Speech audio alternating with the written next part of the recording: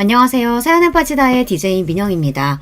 오늘도 두 가지 사연 준비되어 있으니 재미있게 들어주시고요. 그럼 오늘의 사연도 함께 만나볼게요. 구독과 좋아요 버튼도 꾹꾹 눌러주세요. 안녕하세요. 저는 평소에 사연 영상을 하나씩 틀어놓는 취미가 있는 여자랍니다.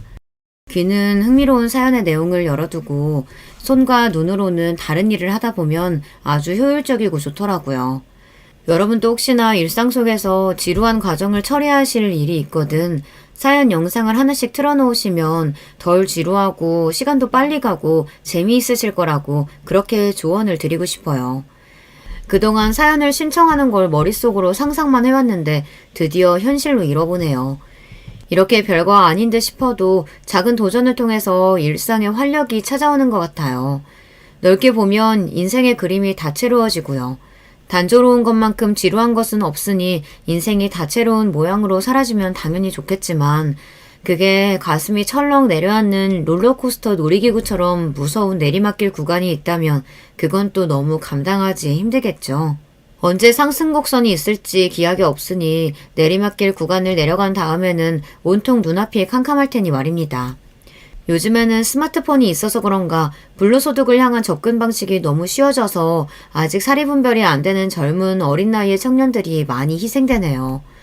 한창 젊은 청소년들의 비트코인 실패 뉴스가 시끄럽게 보도되고 있을 때 어떤 어르신이 인터뷰에서 목소리를 내시기를 요즘 젊은이들이 성실하고 정직하게 일을 해서 돈을 벌고 모을 생각을 안 하고 요행들만 바라면서 사는 것 같다고 일침을 가하셨어요.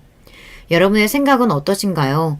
인생을 사는 방법에 정답은 없다고 하지만 그래도 이상적인 답안지는 분명히 존재하겠죠. 저의 경험담을 본격적으로 시작해 볼게요.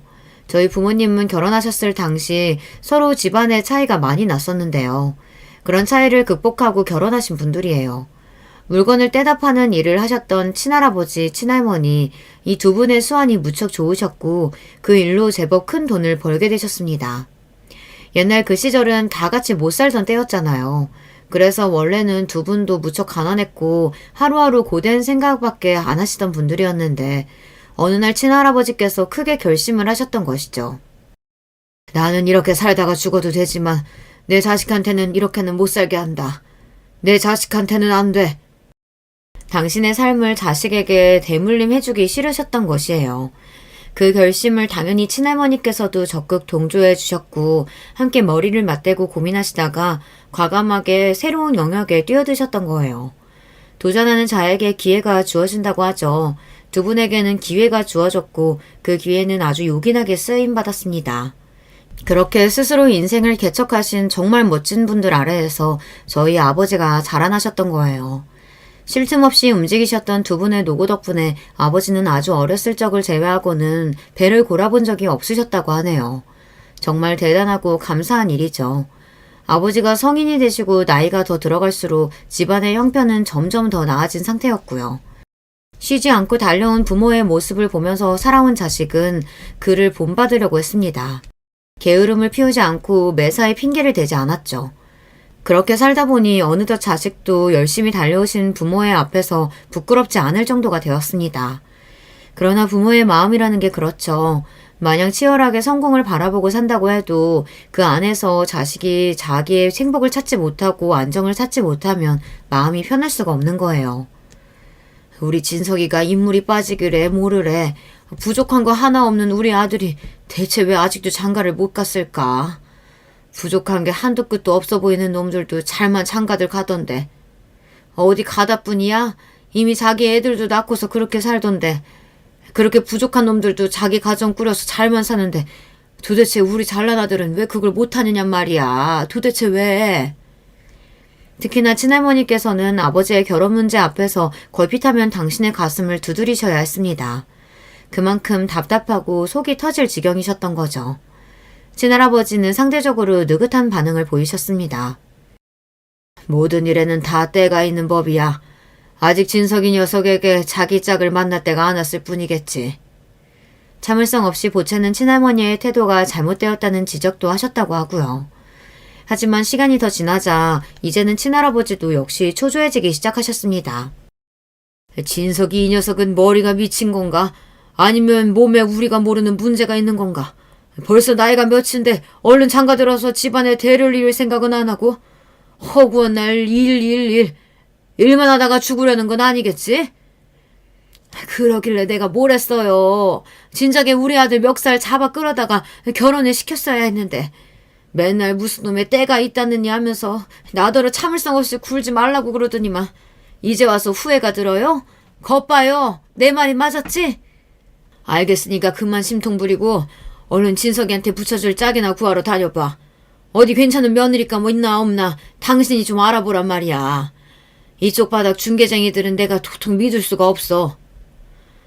우리 아들이 워낙에 나무랄 데가 없이 자랐으니 누구인들 짝으로 성에 차겠냐마는 뭐 그럴저럴 괜찮은 며느리감 있는지 내가 한번 본격적으로 찾아 나서보리다.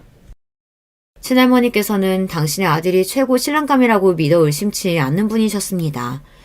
친할아버지의 곁에서 함께 일을 해오셨던 그런 분이셨으며 여장부 기질 또한 지니고 계셨던 친할머니께서는 당신의 마당발과 매의 눈을 동시에 발동시켜서 최고의 신부감을 찾고자 나셨습니다. 웬만한 신부감이 아니면 당신의 눈에 며느리감으로 절대 만족스레 보이실 리가 없었으니까요. 그러나 나중에 친할머니께서 회상하시기를 아버지가 나이가 그 당시에 좀 있는 분이다 보니 어린 여자들은 시집을 안 오려고 했는데요. 아버지가 능력이 아주 좋으신 분이라는 걸 알고 나서는 너나 할 것 없이 시집을 오겠다며 손을 들었다가 보통 내기가 아니신 친할머니를 딱 마주하고 나면 또다시 너나 할 것 없이 그 들었던 손을 슬그머니 내려서 감추었다는 것입니다. 친할머니께서는 그 젊은 아가씨들이 죄다 배가 불러서 사리분별을 못한다고 생각하시며 혀를 끌끌 차셨어요. 그렇지 않고서야 당신의 아들 같은 최고 신랑감을 마다한다는 게 말이 안 되었거든요. 친할머니께서 아들 사랑이 너무 지극하셨기 때문에 착각을 그리 하신 것만은 아니었어요. 객관적으로 아버지의 조건이 좋았으니까요. 그리고 요즘도 아니고 그 시절까지만 해도 결혼을 하는 모양새가 중매나 맞선을 끼는 경우가 허다했고 여자 쪽이 나이가 한참 어린 게 전혀 놀랍지 않았으니까요. 그런데도 정말 희한한 게 며느리감이 안 구해지더라고요. 주변에서 친할머니를 향해 그것이 참 귀신이 고칼 노릇이다 이런 소리를 오죽하면 자주 하였다고 합니다. 상식적으로 납득이 안 가는 상황의 연속이었으니까요. 아버지는 당신의 결혼 문제 때문에 친할아버지와 친할머니께서 자꾸만 언쟁을 하는 일이 생기자 재차 의견을 내셨습니다. 아버지 그리고 어머니 저 정말 결혼 같은 거 안 하고 싶다니까요. 두 분이 언쟁 벌이시던 거 있고 사이좋게 동시에 기함하실 만한 내용이 있어요. 안 된다. 진석이네가 우리 집안의 대를 이어야 돼 이놈아. 그래 우리가 뭐하러 이날 이때까지 피똥 싸가며 열심히 살았는데 그건 다 너를 위해서였어. 너 잘 되는 거 보려고. 네가 어려움 없이 잘 살았으면 해서 그런 거야. 그런데 네가 결혼 안 하면 우리는 어떡하니? 강인한 친할머니께서 드물게 눈물까지 글썽글썽 하시자 아버지가 한숨을 쉬며 안타까운 목소리를 내셨어요. 결혼을 안 해도 잘 살 수 있는 거 아니에요? 저는 아버지하고 어머니하고 이렇게만 살아도 좋아요. 우리가 안 좋아. 진석아, 사람은 나이를 먹으면 누구나 결혼을 하는 거란다. 반드시 그래야 하는 법이야. 그러는 법이 어디 있어요. 뒷산 아래에 사시는 용철이 삼촌도 결혼 안 하셨잖아요. 나이가 이제 50이 다 되어 가던데. 그래도 잘만 사시잖아요. 그래서 불쌍한 인간이라고 온 동네에서 손가락질 받잖니. 그건 동네 분들이 이상한 겁니다. 결혼 안 한 게 이상한 게 아니에요. 불과 몇십 년만 지나보잖아요. 그때는 결혼이 필수가 아니라 선택이라고 모두가 말하는 시대가 올 겁니다. 두고 보세요. 뭘 두고 봐. 나는 안 두고 보련다. 나는 우리 진석이가 결혼하는 거 보련다. 나는 누구보다 잘난 우리 아들 진석이가 결혼 안 하고 주변에서 이상하다는 손가락질이나 받으며 늙어가는 거 그거 절대 용납 못해. 진석이 너 딱 말해봐라. 결혼을 하면 어디 죽는 병이라도 걸렸니? 그래서 그래? 아니에요. 단순한 이야기예요. 저는 결혼하고 싶은 여자가 없어요. 여자친구를 2번 사귀어봤지만 결혼하고 싶다는 생각은 전혀 안 들었습니다. 그래서 저는 결혼할 팔자가 아니라고 생각하게 되었어요. 대신 일을 할 때면 즐겁고 힘이 납니다. 누가 그렇게 열심히 살라고 등 떠민 것도 아닌데 그러는 버릇을 너는 왜 네 아버지한테서 쓸데없이 물려받았어? 진석아, 너 혹시 만약에 너 마음에 드는 여자 나타나면 그때는 결혼할 거니? 응? 그럴 거지? 글쎄요. 아마도 그렇겠죠? 하지만 어머니가 소개해주신 여자들은 제 마음에 조금도 들지 않았어요. 전부 좋은 분들이었으나 결혼할 인연은 아닌 듯 싶었어요. 그 여자들 다 잊어버려. 내가 원하는 며느리감들은 애초에 아니었는데 거참 희한하게 실이 너하고 붙여줄 아가씨 후보들이 내 손에 안 잡혀 들어온단 말이야. 암만 생각해도 요상해. 어머니, 제발 적당히 하세요. 안 되는 걸 억지로 하려고 드시니까 하늘이 일을 그르쳐 놓는 것이겠죠. 아버지가 피곤하다는 듯 고개를 흔들었으나 친할머니의 의욕은 더욱이 활활 타오르고 있었습니다. 다른 게 대수였겠나요? 당신의 아들을 결혼시키는 만큼 우선시 되는 것은 없었으니까요. 이제 할머니께서는 친할아버지의 전폭적인 지원까지 받아가며 다른 지역까지 출동하셔서 며느리감 물색에 들어가셨습니다. 그리고 최종으로 3명의 신상을 기재하여 아버지에게 내미셨죠. 드디어 됐다. 우리 아들, 이제 이 중에서 네 마음에 가장 드는 아가씨하고 결혼하면 돼. 내가 셋 모두한테 이미 모든 동의 다 받아놨다. 너만 대답하면 이제 끝이야. 그러자 아버지는 몹시 난감하신 얼굴이 되셨고 친할아버지와 친할머니 앞에서 사흘 후에 긴히 드릴 말씀이 있다고 그러셨습니다. 두 분은 영문을 모르셨고요. 심사숙고해서 선별해내신 며느리감 후보들이 친할머니께선 모두 마음에 드셨어요. 그건 친할아버지 역시도 마찬가지셨고요. 그래서 두 분은 더욱 떨리는 심정으로 사흘 후를 기다렸습니다. 그리고 마침내 당일이 되었을 때 아버지는 혼자 귀가하지 않으시고 누군가를 옆에 동반하신 상태였습니다. 두 눈을 의심하시던 두 분 앞에서 마침내 모습을 드러낸 저희 어머니가 인사를 올리셨습니다. 안녕하세요. 처음 인사드립니다. 꾸벅 인사를 올리는 모습에 친할머니께서는 설명을 요구하시는 눈빛으로 아버지를 바라보셨습니다. 그리고 아버지가 말씀하셨죠. 아버지 어머니, 제가 결혼할 여자입니다. 저 이 여자하고 결혼하고 싶습니다. 친할아버지께서는 너무 당황하고 놀라신 나머지 급하게 움직이시다 넘어지기까지 하셨습니다. 그 바람에 거실에 우당탕탕 소리가 울려 퍼지고 친할머니께서는 그게 대체 무슨 소리냐며 손에 3명의 며느리감 후보가 적혀있는 종이를 짤짤 흔드시며 저희 어머니가 대간절 어디에서 갑자기 튀어나온 어디 사는 누구인지 당장에 알고자 하셨습니다. 그래서 그때 정말 정신이 하나도 없었다고 어머니가 두고두고 곱씹으셨죠. 뭐라고? 집에 돈은 없는데 빚이 있어? 그리고 외가의 상황을 들으시자마자 친할머니께서는 반쯤 혼절을 하셨습니다. 그동안 당신께서 오만 고생을 다해가며 최고의 며느리감을 찾아 헤매셨으니 그러실 만도 했죠. 친가 집안하고는 외가 집안의 양상이 반대였는데요. 사실 외가족이 원래 그런 대로 사는 집안이었습니다. 열심히 맨 땅에 헤딩해가며 자수성가의 길로 나아가고 있던 게 친가였다면 원체 사는 형편이 그럭저럭 따라주었건만 난데없는 비극을 맞이하여 나락으로 떨어진 게 외가였던 것입니다. 외할아버지께서는 가장 가까이 지내셨던 당신의 지인 두 분에게 사기를 당하시는 일이 있었어요. 내 평생 게으름 한번 떨지 않고 부지런하게 살아오면서 처자식 먹여 살리느라 애쓰고 재산관리도 내 나름대로 착실하게 했건만 이런 기가 막히는 일 때문에 내 재산을 다 날려먹었구나. 나와 친형제나 다름없다고 믿었던 그런 사람들이 내 뒤통수만 내내 노리고 있을 줄이야. 이 세상에 믿을 수 있는 건 아무것도 없었던 거야. 내가 너무 아니라고도 순진하고 바보 같았구나. 어찌 겁도 없이 사람의 속을 들여다볼 수도 없으면서 함부로 감히 믿어버렸는가. 내가 왜 그랬을까? 대체 왜?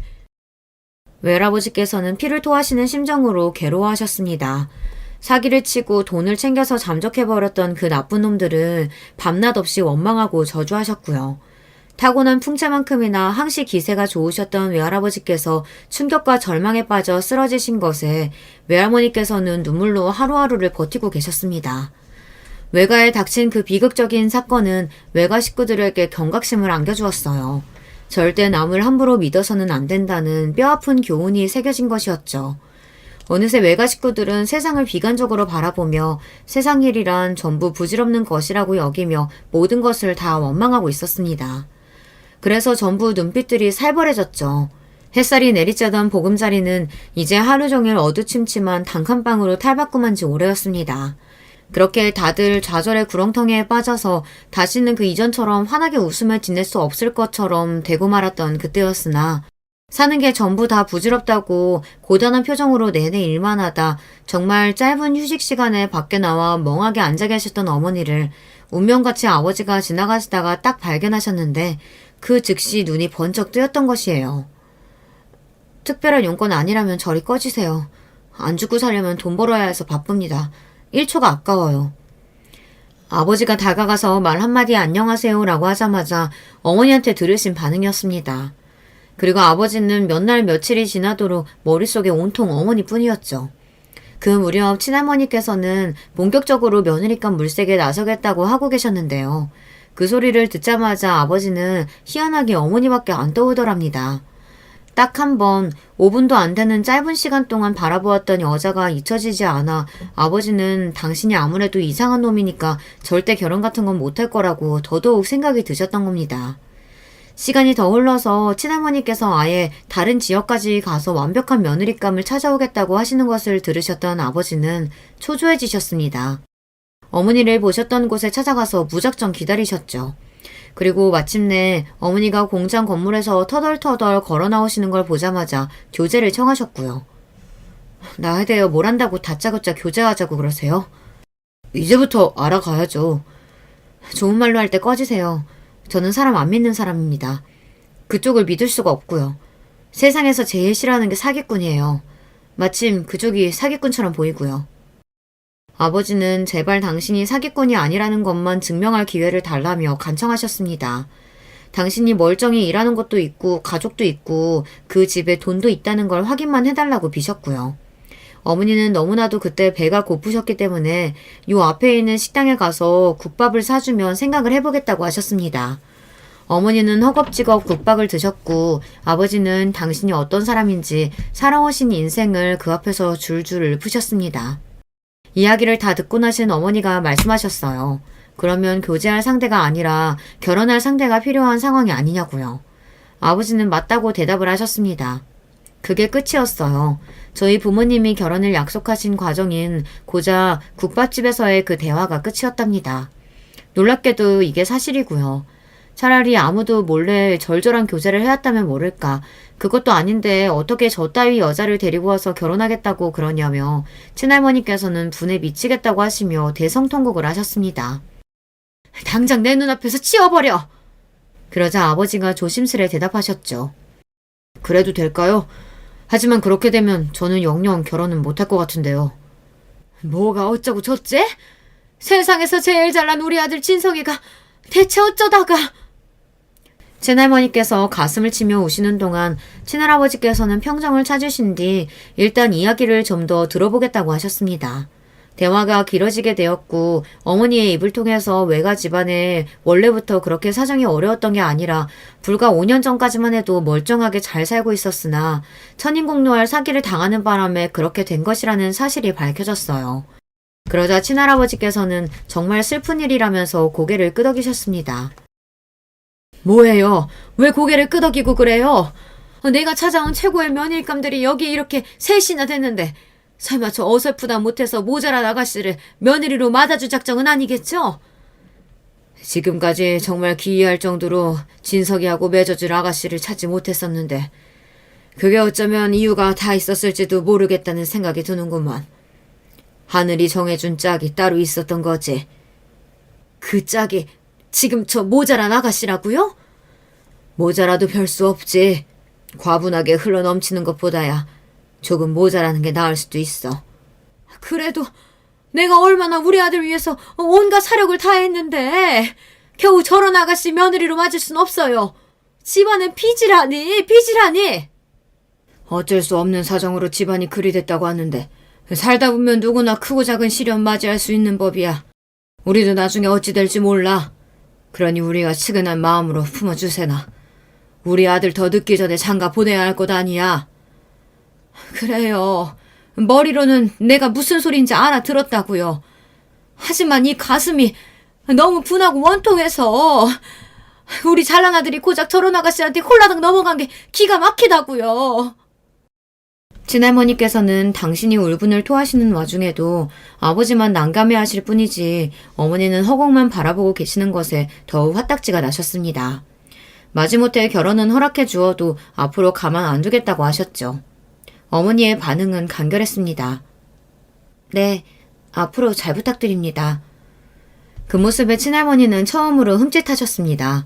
5년 동안 지옥의 구렁텅이 속을 사정없이 구르셨던 어머니의 내공이 엿보였기 때문입니다. 어머니는 친할머니께서 그 어떤 괴롭힘을 선사하시든 꿈쩍도 하지 않았습니다. 빚에 시달리지 않고 자는 공간도 넓은 집에서 생활하는 것만으로도 어머니는 너무 행복하셨고 만족하셨기 때문입니다. 조건을 보고 얼떨결에 결혼하셨던 어머니셨으나 아버지와 부부싸움 하는 법 없이 평화롭게 잘 사셨답니다. 어머니만 보면 이를 바득바득 하시며 당신이 최고의 며느리감을 찾아내기 위해 드렸던 그 모든 헛수고를 떠올리시느라 악에 받쳐 계셨던 친할머니께서는 시간이 지날수록 차차 마음을 열게 되셨어요. 외할머니와 외할아버지께서 사기를 당해 가세가 주저앉기 전까지는 어느 정도 받쳐주는 환경에서 살아오신 분들이었기 때문에 친할머니께서 느끼기에는 격을 갖추신 분들로 여겨졌던 거예요. 그게 바로 졸부가 가지지 못한 고전적인 품격이라고 여기신 친할머니께서는 자연스레 당신의 며느리를 향해 가산점을 주기 시작하셨습니다. 게다가 어머니가 아들을 딱 낳으셨거든요. 드디어 손자를 얻었구나. 역시 우리 며느리는 하늘이 점수해준 운명이었던 거야. 마냥 모자란 줄 알았는데 잘하는 것도 있었구나. 기뻐하시는 친할아버지 옆에서 친할머니께서도 말씀은 그렇게 하셨지 입이 찢어지려고 하셨습니다. 기가 막히고 코가 막히는 사기를 당해 이제 집안이 폭삭 주저앉고 영원히 우중충하게 살다가 죽을 줄 알았던 어머니가 하루아침에 잘 사는 집안에 시집을 가셨으니 그런 다음에 태어난 제 친정오빠는 외가 식구들 입장에서 보자면 어머니가 그 집안에서 인정받을 수 있도록 해준 고마운 존재였던 거예요. 그래서 오빠를 향한 모두의 애정이 엄청났습니다. 어머니가 오빠를 안고 외가에 방문이라도 하면 모두가 기다렸다가 버선발로 뛰어났습니다. 큰이모는 오빠를 오죽하면 우리 왕자님이라고 부르셨으니 말 다 했어요. 외가의 빚은 어떻게 되었냐고요? 친가에서 다 갚아주었습니다. 그 당시 기준으로 친가 집안이 잘 살기는 했어도 엄청난 부자라거나 그런 건 또 전혀 아니었거든요. 그러니 딴에는 대단한 결심으로 그 빚을 갚아주신 거였고요. 그러니 외가의 입장에서는 평생을 두고 감사할 일이었으며 마음에 빚이기도 했어요. 그만큼 친할아버지와 친할머니의 아들을 향한 마음은 극진하셨습니다. 뒤늦게나마 장가를 간 것만으로도 눈물겨워 하실 정도였으니까요. 어렸던 전의 눈에 바라본 집안의 풍경이란 그랬네요. 저희 가족이 다 함께 외가를 방문할 때면 아버지는 귀한 대접을 받으셨으며 오빠는 애정어린 환영을 받았습니다. 그리고 다들 어머니를 난세의 영웅 바라보듯 하셨죠. 저는 그런 풍경을 항상 재미있어 하던 아이였습니다. 둘째라고 해서 딸이라고 해서 오빠보다 후순위로 항상 밀려났지만 그걸 가지고 단 한 번도 억울해하고 서운해한 적은 없었죠. 그래서 다들 이런 저를 신기하게 쳐다볼 정도였습니다. 제가 오빠를 질투하지 않는 게 말이 안 된다고 다들 그랬어요. 하지만 저는 진심으로 질투가 안 났고 상황을 지켜보면서 이해하고 해석하는 것에만 관심이 있었을 뿐이에요. 이런 저를 보실 때마다 친할머니께서는 눈을 가늘게 뜨셨어요. 왜 하필 우리 귀한 손자가 아니라 소녀가 저런 차분하고 대범한 기질을 물려받은 건가. 저희 부모님의 침착한 성격이나 과감한 판단력 이런 것들을 제가 고루 물려받았다고 보셨죠. 반면에 저희 부모님이 지니신 잡생각을 너무 오래하는 습관이나 충동적으로 일을 벌리는 기질 같은 것은 오빠가 물려받은 모양이었습니다. 실제로 오빠는 전폭적인 지지와 지원을 함께 받으며 학창시절에 공부를 무척 잘했으나 독특하게도 잘하는 과목만 잘했습니다. 굳이 따져보자면 문과형 머리였어요. 오만 잡생각을 붙잡고 길게 늘어지는 오빠의 머릿속에는 딱딱한 공식이 비집고 들어가질 못했습니다. 반면에 저는 오빠처럼 머리가 비상하진 않았어도 전 과목을 고루고루 다 잘 해내는 편이었고요. 불길하다. 왠지 불길해. 친할머니께서는 뭐가 그렇게 불길하신지 집에서 공부하는 제 모습만 보면 부릅뜬 눈으로 그렇게 중얼거리셨습니다. 그러신 다음에는 꼭 오빠에게 간식 하나라도 챙겨주려 걸음을 옮기셨고요. 맨날 어디가 편찮으시네 어쩌네 하시는 분들은 친할머니셨으나 먼저 돌아가신 쪽은 친할아버지였습니다. 이 정도면 이룰 거 다 이뤘다고 말씀을 남기셨고 아버지를 향해서 반드시 회사를 잘 키워서 이어가라는 당부를 거듭하신 다음에 숨을 거두셨습니다. 친할아버지께서 맨 처음 물건을 떼다 파시는 것으로 시작했던 일이 거기서부터 출발을 하여서 어느새 멀쩡한 회사의 모습까지 갖추게 되었죠. 시작은 친할아버지께서 하셨으나 본격적으로 회사를 차려낸 건 아버지의 놀라운 업적이었습니다. 만일 내가 결혼을 남들이 하는 나이에 하기만 했어도 내 자식이 회사 물려받을 후계자 위치에 이미 있었을 텐데 아버지가 그걸 못 보고 돌아가시다니. 친할아버지께서 돌아가셨을 때 눈물을 훔치시며 아버지가 그런 말씀을 한참이나 반복해서 하셨습니다. 다시 태어나도 어머니와 결혼을 하시겠다고 그러시던 아버지였으나 그거와는 별개로 남들에 비해 너무 늦게 결혼하고 가정을 꾸려 효도를 제대로 할 수 없었다는 것에서 오는 후회가 있으신 모양이었어요. 어머니는 오빠를 향해 이제 정말 책임이 막중해졌으니 쉴 수 없이 대학 입시를 준비하라고 그러셨습니다. 그때 마침 오빠가 수험생이었거든요. 내가 꼭 대학을 잘 가야 돼. 명문대 나와서 아버지한테 힘이 되어드려야 돼. 내가 회사를 나중에 물려받아야만 돼. 내가 해내야 돼.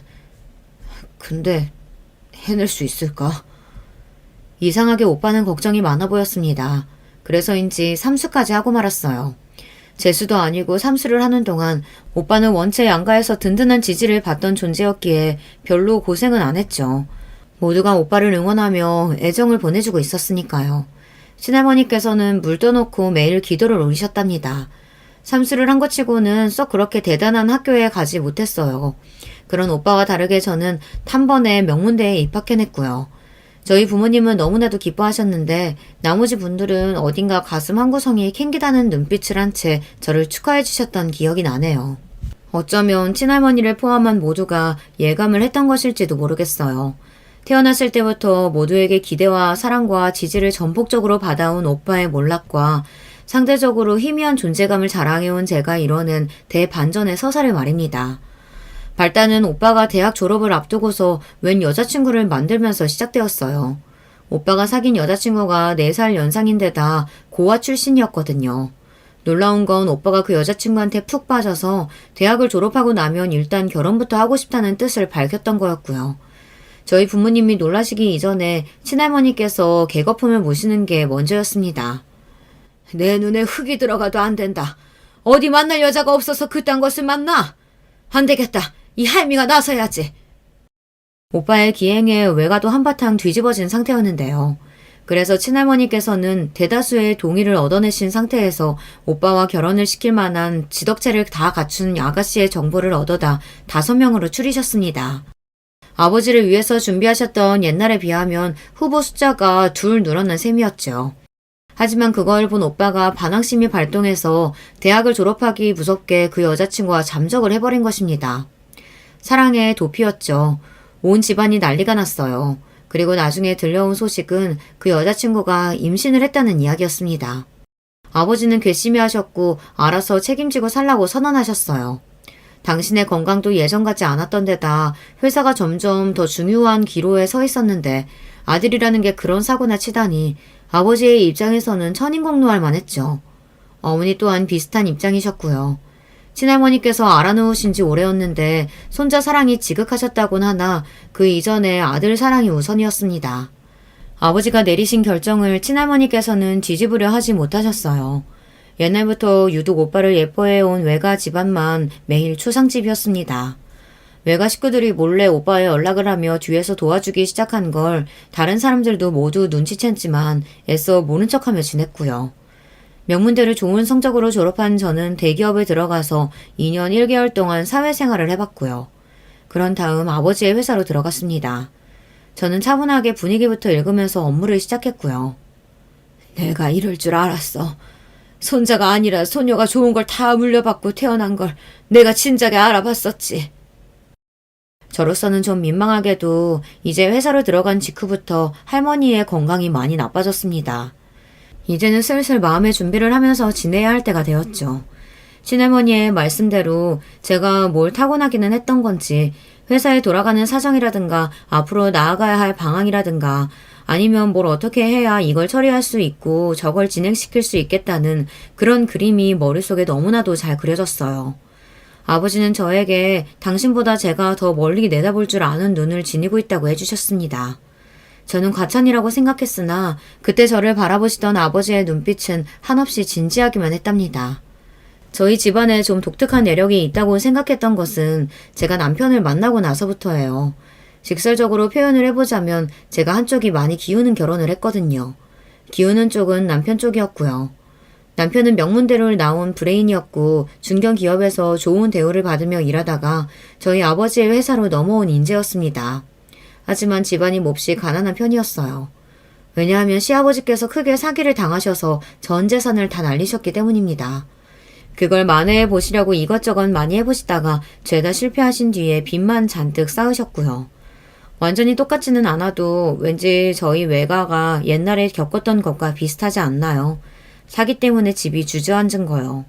그래서 제가 어쩌면 그 사정을 알고 나서 남편에게 관심이 가져졌던 건지도 모르겠어요. 시아버지께서는 남편이 고등학교 때 술병이 나서 돌아가셨습니다. 남편은 죽기 살기로 코피를 쏟아가며 공부에만 매진했고 그 결과 명문대 입학이라는 쾌거를 이뤄낼 수 있었어요. 시어머니께서는 당신의 기특한 아들만 바라보시며 삶을 놓지 않으셨고 식당 일부터 새벽 목욕탕 청소일까지 안 해보신 일이 없을 정도로 쉬지 않고 열심히 사셨습니다. 그래봤자 가난을 벗어날 수는 없었으나 이제 명문대생이 된 아들이 희망의 불씨를 피워주셨으니까요. 그런데 남편이 외동이 아니었고요. 여동생이 하나 있었습니다.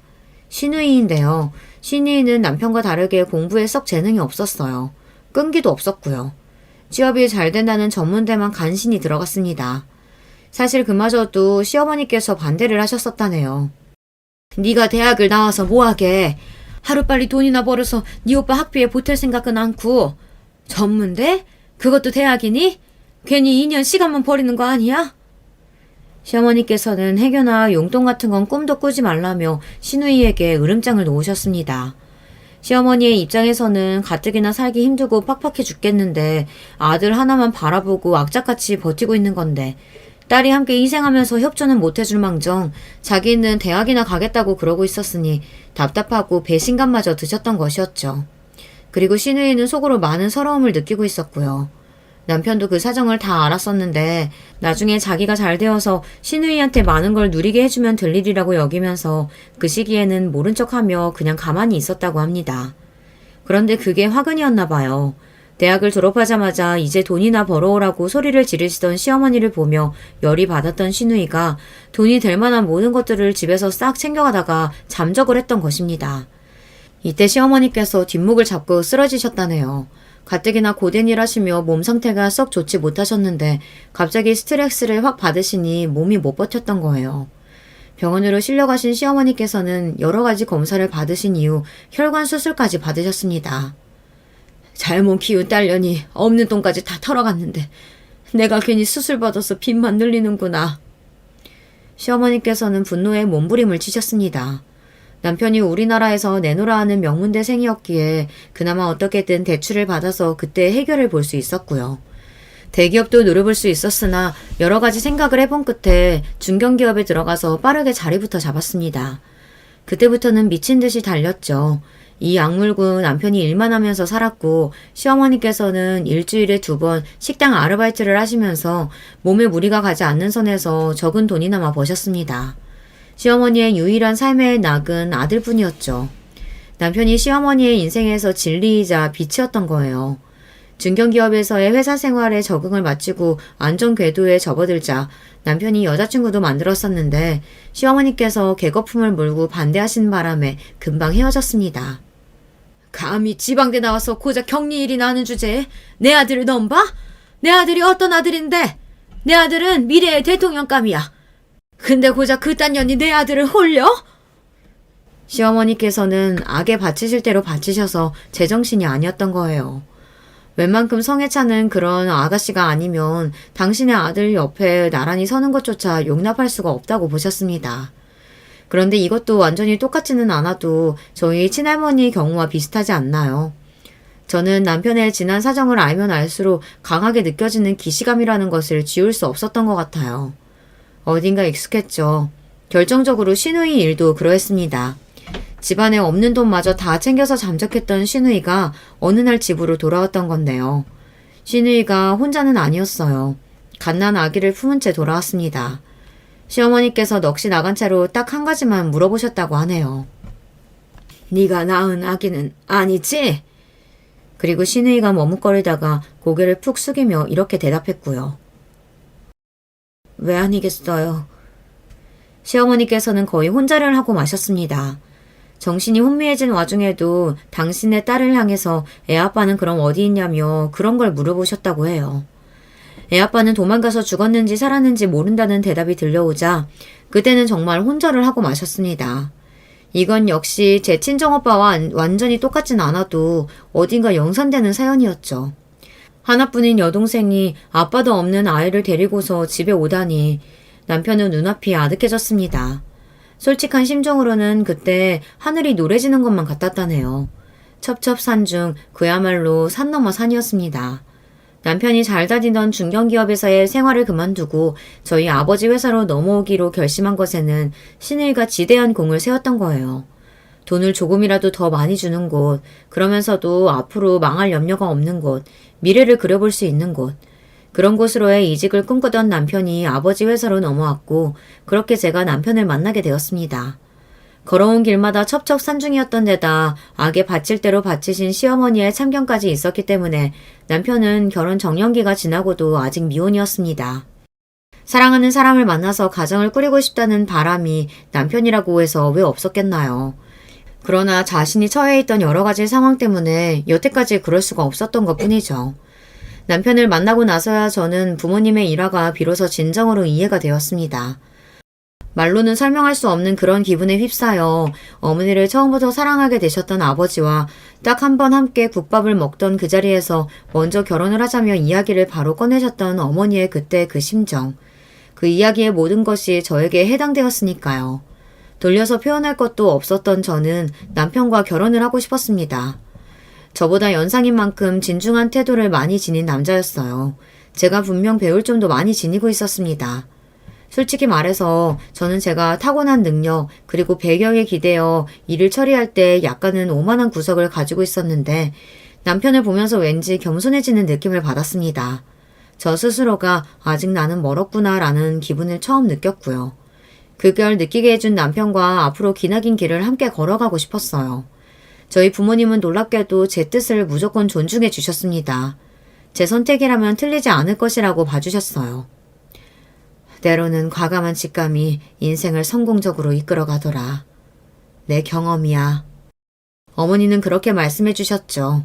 오늘 내일 하고 계셨던 친할머니께서는 제가 드디어 미쳐서 이상한 결혼을 한다고 그러셨습니다. 제가 이런 기행을 벌일 것 같으면 차라리 오빠를 용서하고 데려와도 괜찮지 않느냐며 애절한 목소리를 내셨죠. 하지만 돌아가시기 직전에는 저를 향해서 잘해봐라 같은 응원의 말씀을 마지막으로 남겨주신 분이랍니다. 시어머니께서는 남편이 결혼을 하겠다고 하자 일단 깜짝 놀라셨어요. 아이고야, 그게 정말이니? 진심인 거야?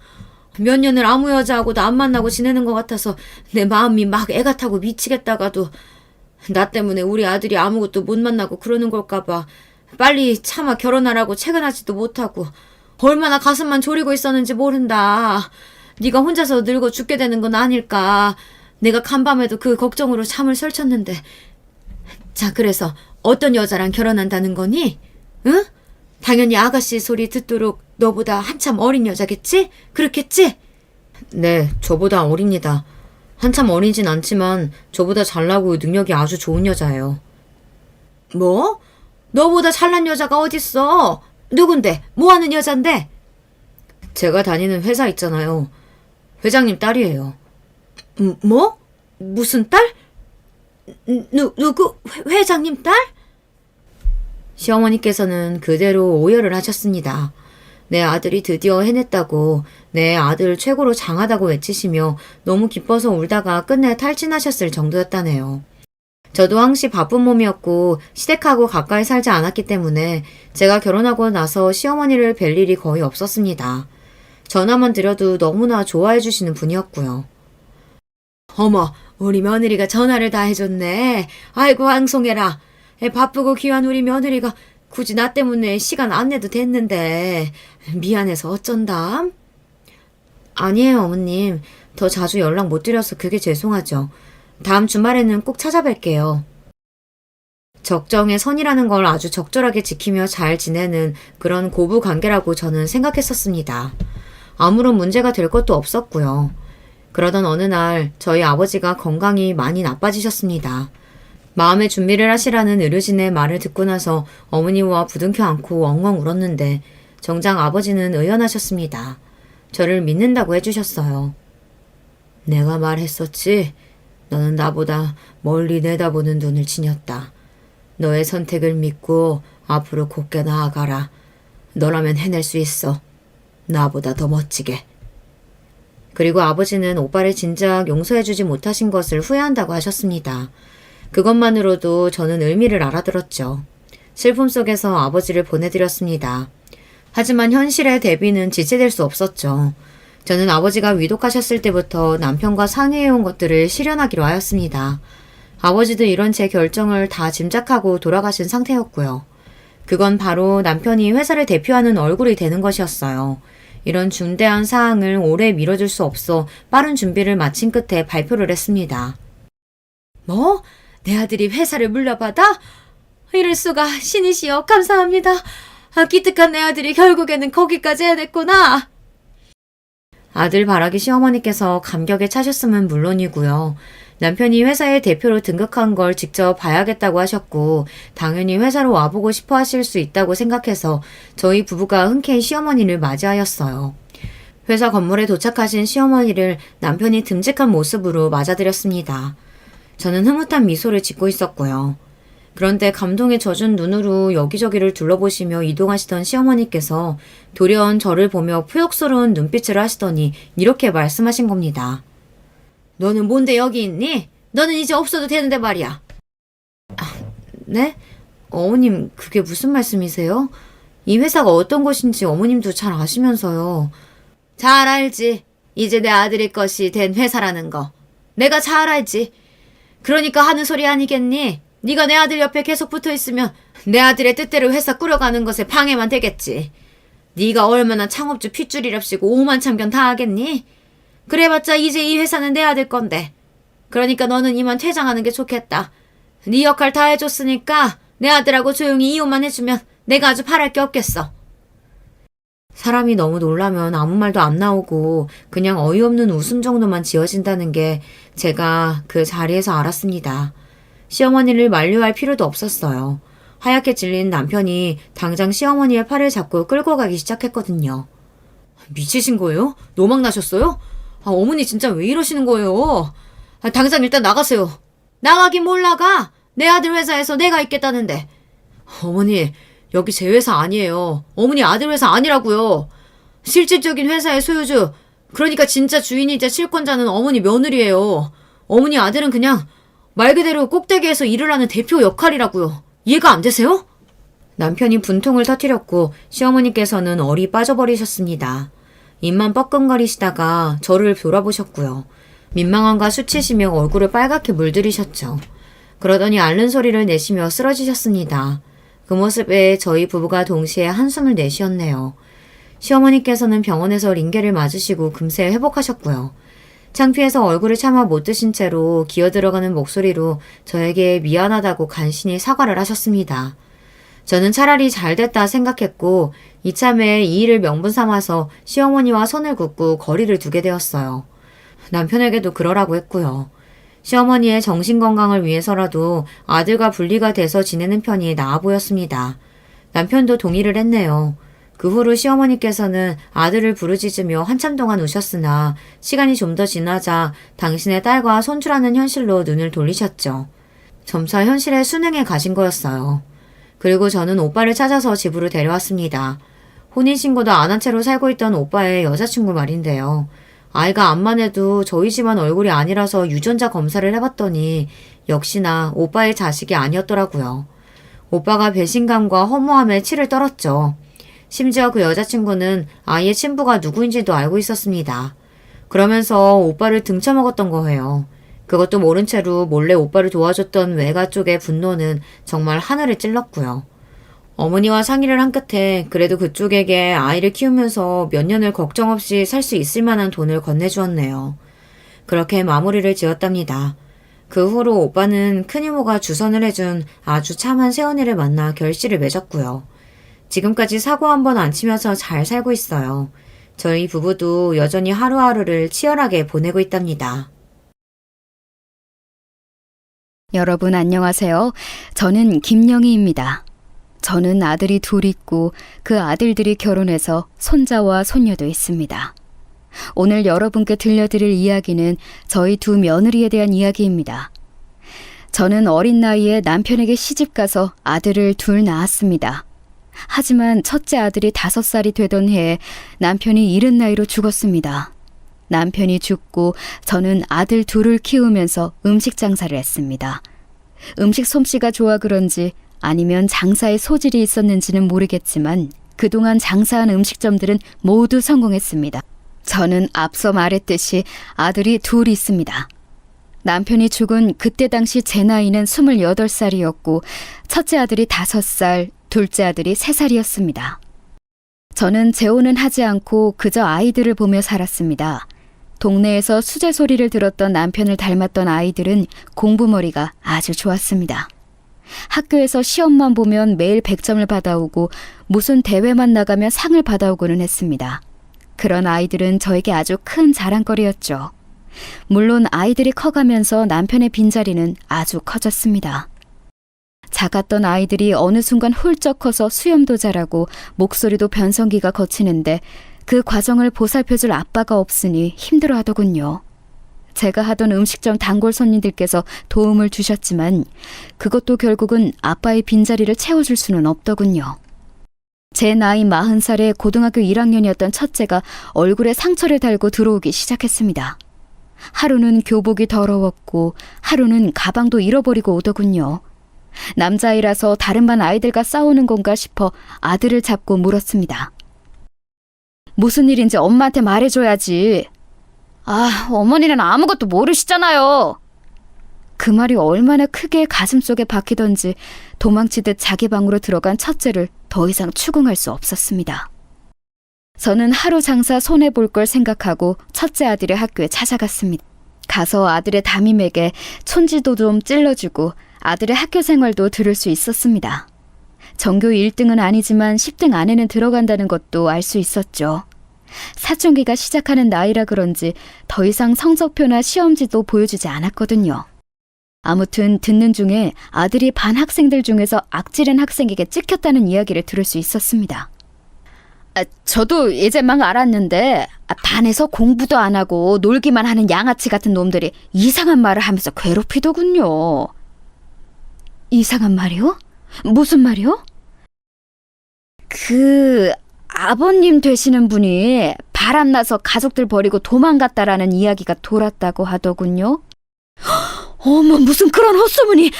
애들 아빠가 애들 어릴 때 교통사고로 일찍 떠났어요. 바람나거나 그런 거 아니고요. 애들 아빠가 애들을 얼마나 좋아했는데 어디서 그런 헛소문이 돌았을까요? 아이고 어머니, 알죠. 너무 걱정하지 마세요. 제가 이제라도 알았으니까 다시는 그런 헛소문 안 돌게 단속하겠습니다. 정말 어디서 그런 헛소문이 돌았는지 당장이라도 그 소문을 냈다는 아이를 찾아가 멱살이라도 쥐고 흔들고 싶은 심정이었습니다. 담임은 본인이 알아서 잘 해결할 테니 너무 걱정하지 말라고 웃더군요. 그럼 오기 전에 해결했었어야지 하고 쏘아붙이고 싶었지만 저는 꾹 눌러 참고 혹시나 해서 더 챙겨간 돈봉투 하나를 더 찔러주었습니다. 좋다고 입이 찢어져라 웃는 담임에게 몇 번의 다짐을 더 받아내고 저는 교무실을 나왔었죠. 교무실 앞에는 첫째 아들이 절 기다리고 있었습니다. 다행히 오늘은 별일이 없었는지 교복도 깨끗했고 가방도 들고 있더군요. 저는 그런 아들을 데리고 나와 아들 품에 간식거리를 안겨주며 말했습니다. 엄마가 지금 알아서 미안해. 어디서 그런 헛소문이 돌았는지. 너희 아빠가 너희를 얼마나 사랑했는데 그런 이야기가 돌았을까? 제 말을 들은 첫째 아들은 잠시 아무 말도 하지 않더니 곧이어 눈물을 뚝뚝 흘리기 시작했습니다. 저는 그런 아들을 꽉 안아주고 등을 다독여줬죠.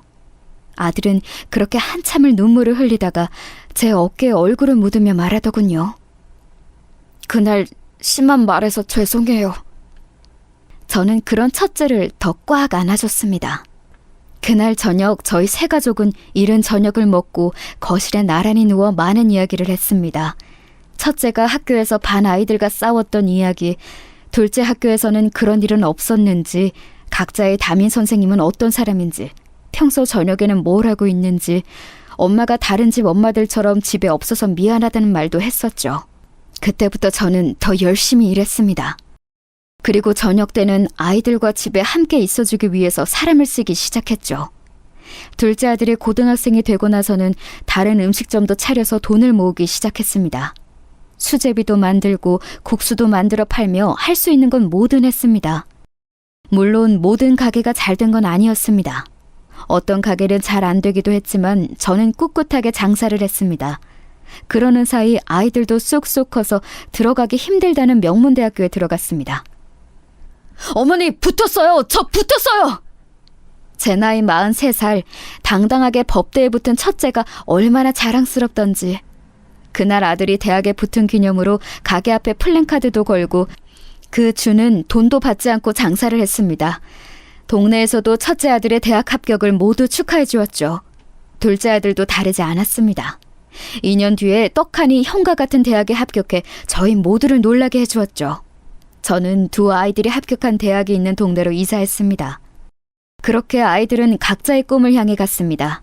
저는 아이들이 공부에만 집중할 수 있도록 뒤에서 열심히 밀어줬죠. 그렇게 세월이 흘러 큰아들은 검사가 됐고 작은 아들은 의사가 됐습니다. 아이들은 일을 시작하자마자 저에게 그만 쉬라고 말하며 가게를 정리했으면 좋겠다고 하더군요. 저도 처음에는 그런 아이들이 고마워 바로 가게를 정리하고 집에 있었습니다. 그런데 한평생 일만 하던 제가 집에만 있으려니 재미가 없더군요. 아이들도 일이 바빠서 집에 잘 들어오지 못하니 텅 빈 집에서 혼자 있는 게 여간 외로운 게 아니더군요. 아무리 좋은 곳을 돌아다녀도 장사하던 때만큼 재미있지는 않았습니다. 제 나이 57살, 저는 아이들에게 고향으로 돌아가고 싶다고 말하고 혼자 고향으로 돌아왔습니다. 그리고 이곳에서 음식점을 하나 차렸죠. 그 음식점이 지금 제가 운영하는 가게들의 본점이 됐고요. 아이들은 고향에까지 내려와 음식점을 다시 시작하는 저를 말렸습니다. 어머니, 이제 저희도 돈을 벌고 있고 저랑 둘째가 어련히 알아서 모실까요? 왜 힘든 장사를 여기까지 와서 하려고 하세요? 그래 엄마, 이제 편하게 살아야지. 언제까지 손에 물 묻혀가며 힘든 음식 장사하려고 그래? 나랑 형이랑 셋이서 오순도순 살자, 응? 한참 바쁠 아이들이 쉬어야 하는 주말마다 와서 가게 접고 다시 올라오라고 성화였지만 저는 끝끝내 거절했습니다. 새로 시작한 가게가 아주 재미있었거든요. 처음부터 차근차근 시작하는 게 오랜만이라서 그런지 오랜만에 활기가 돋았습니다. 됐다. 집에 가만히 앉아있는 건 나한테 안 맞아. 한평생 장사를 해왔던 내가 집에 가만히 있을 수 있겠니? 나는 이게 재미있으니 너희는 내 걱정 말고 너희 걱정이나 해라. 언제까지 엄마랑 함께 살 수는 없는 거잖아. 그렇게 엄마가 걱정되면 얼른 결혼해. 다른 집 아들 딸은 벌써 제 짝 찾아서 결혼하던데 너희는 어쩜 소식도 없니? 결국 아이들은 제 고집을 꺾지 못했고 힘들거나 몸이 좋지 않으면 바로 연락하고 일을 그만두는 거라고 말하더군요. 그렇게 고향에서 한참 바쁘게 장사를 하며 자리를 잡아갈 쯤 첫째 아들이 결혼할 사람이라며 참한 아가씨 한 명을 데리고 가게로 찾아왔습니다. 아들이 평소 존경하던 검사님의 막내딸이라고 하더군요. 이번에 아들이 존경하던 검사님이 은퇴식을 했는데 거기서 만나서 연애를 시작했다고 하더군요. 인사드려요. 우리 어머니예요. 안녕하세요, 어머님. 아들은 저와 인사를 하고 바로 상견례를 진행했습니다. 물 흐르듯이 상견례가 진행되고 결혼식 날짜가 구체적으로 잡혔습니다. 어쩜 이렇게 아드님을 훌륭하게 키우셨어요? 이 사람이 얼마나 아드님 칭찬을 했는지 아세요? 똘똘한 신입이 들어왔다고 어찌나 이야기를 하든지 은퇴식에서도 그렇게 저희 앞에서 칭찬을 하든지 이렇게 될 운명이라 그랬나 봐요. 아니에요. 애들이 알아서 컸지 제가 얼마나 했겠어요. 저야말로 저희 아들을 그렇게 잘 챙겨주셨다고 하셨는데 이제야 인사를 드리니 부끄럽네요. 우리 사위가 누굴 닮아 이렇게 겸손할까 했는데 다 사돈을 닮아 그런 거였군요. 화기애애한 상견례가 끝나고 저는 첫째 아들을 불러 집 문서 하나를 내놓았습니다. 어머니, 이게 뭐예요? 아무리 시대가 바뀌고 있다고 해도 남자 쪽에서 집을 해가야지. 이건 그동안 엄마가 너희 주려고 돈 모아서 산 집이다. 사실 그 전부터 주고 싶었는데 너희가 거부할까봐 주지 못했어. 너 일하는 곳에서 가깝고 가장 좋은 곳으로 샀었다. 명의는 엄마 이름으로 되어 있는데 너희 살다가 넘겨줄까? 아니면 지금 바로 가져갈래? 아니에요, 어머니. 어머니께서 열심히 일하셔서 번 돈으로 사신 건데 저희가 그냥 받을 수는 없죠. 감사합니다, 어머니. 제가 열심히 일해서 돈 벌어서 어머니께 사갈게요. 아이고, 그럴 필요 없다. 가져가라. 아주 말은 청산유수구나. 첫째는 제 말에 하하 웃었습니다. 저는 첫째 아들의 손을 꽉 잡고 말했습니다. 아무리 돈을 잘 벌어도 가정을 이루고 아이도 생기면 항상 돈이 부족할 거야. 이건 엄마가 너희에게 줄 수 있는 거니까 가져가렴. 너도 아기 낳으면 이런 엄마 마음 이해할 수 있을 거야. 아들은 결국 알겠다고 말했고 저는 그 다음날 바로 아들에게 집을 주었습니다.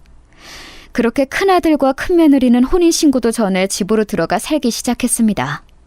아무리 며느리라고 해도 첫째 아들이 선생님으로 따르던 검사님의 막내딸이다 보니 저희 집에서 할 수 있는 건 다 해줬습니다. 옷이나 가방 같은 것들도 하고 며느리가 가지고 싶다는 게 있으면 모두 해주라고 첫째 몫으로 모아놨던 결혼자금이 든 통장도 쥐어줬죠. 그동안 장사가 잘 되면서 첫째와 둘째 줄 집도 살 수 있었고 결혼 자금까지 따로 모을 수 있었거든요. 제가 준 집으로 들어간 첫날 첫째는 어머니께서 주신 집이니 자주자주 놀러오라는 말을 하더군요. 어머니, 이 집 어머니께서 저희한테 주신 거니까 자주자주 놀러오세요. 명의는 바뀌었지만 어머니 집인 거 똑같으니까요. 아시겠죠? 첫째가 결혼하고 얼마 지나지 않아 둘째가 소개해주고 싶은 사람이 있다며 가게로 찾아왔습니다. 엄마, 우리 왔어요! 냉큼 와서 안기는 아들을 얼러주며 같이 들어온 작은 며느리를 봤습니다. 동글동글 귀여운 얼굴이 복스러워 보이는 인상이었습니다. 둘째와는 병원에서 만났다고 하더군요. 둘째가 본과를 졸업하고 국가고시 합격 후 대학병원에서 일하다가 잘 따르던 교수님을 따라 나와 그분이 세운 병원에 페이닥터로 들어갔거든요. 작은 며느리가 바로 그 교수님의 장녀라고 하더군요. 어디서 그렇게 짝을 잘 찾아오는지 저는 괜히 뿌듯한 마음으로 둘째에게도 상견례 후 둘째 직장 근처로 잡아놨던 집과 결혼식 자금이 든 통장을 쥐어줬습니다. 엄마, 우리 진짜 괜찮아요. 나도 모아놓은 돈 있어요. 됐다. 너가 열심히 일해서 모아놓은 돈은 나중에 더 큰일 생길 때 쓰고 이건 지금 받아둬. 너희 형도 엄마가 집이랑 모은 돈 줬다. 엄마는 옛날 사람이라서 아무리 시대가 변했다고 해도 집은 남자가 해야 한다고 생각한다. 그리고 이건 엄마가 너희 생각해서 모은 돈이야. 그러니까 이거 가져가서 쓰고 이걸로 부족하면 그때 너희가 모은 돈 써도 되는 거니까 가져가서 쓰거라. 엄마 기억 속에 너희는 아직도 어린아이 같은데 벌써 자기 짝 찾아 결혼한다고 하니 너무 대견하더구나. 이건 그런 엄마 마음이라 생각하고 가져가. 그렇게 둘째도 무사히 결혼을 마쳤습니다. 집안의 경사가 끝나고 저는 더욱 바빠졌습니다. 아이들도 각자의 일로 바빠져서 얼굴 보는 게 쉽지 않았죠. 명절이라고 아이들이 며느리들을 데리고 찾아오기도 했지만 그때마다 가게가 바빠서 제대로 된 밥 한 끼 먹는 것도 쉽지 않았습니다. 명절 당일에 쉬는 게 전부였으니 아이들도 가벼운 마음으로 와서 점심만 먹이고 보냈습니다. 잘 먹는 음식들이 있으면 미리 봐뒀다가 그릇에 싸서 챙겨 보냈습니다. 제가 바쁘게 살다 보니까 자연스럽게 며느리들이랑 보는 것도 쉽지 않았습니다. 며느리들도 바쁘다고 전화도 하지 않았고요. 많아봐야 1년에 3번 정도 보는 게 전부였죠. 설에 한 번, 추석에 한 번, 먼저 떠난 남편 제사 때 한 번. 제사도 며느리를 불러서 준비하는 게 아니라 장 보고 음식 만드는 것까지 모두 저 혼자 했습니다. 말이 제사지 그냥 그날 하루 남편이 좋아하던 음식 하는 게 전부였습니다. 굳이 아이들을 부르지도 않았고 며느리들을 부르지도 않았습니다. 그래도 때가 되면 꼬박꼬박 아이들이랑 며느리들이 왔고 저는 외롭지 않게 남편의 제사를 치를 수 있었죠. 혹시나 이 제사가 부담될까봐 저는 아이들과 며느리들을 앉혀놓고 말했습니다. 나 죽거든 이런 제사는 안 해도 된다. 나야 내 마음 편하고 싶어서 먼저 간 남편 못해준 밥이라도 챙겨주고 싶어서 하는 거지. 너희들은 그럴 필요 없어. 에이, 엄마 무슨 그런 섭섭한 말을 해.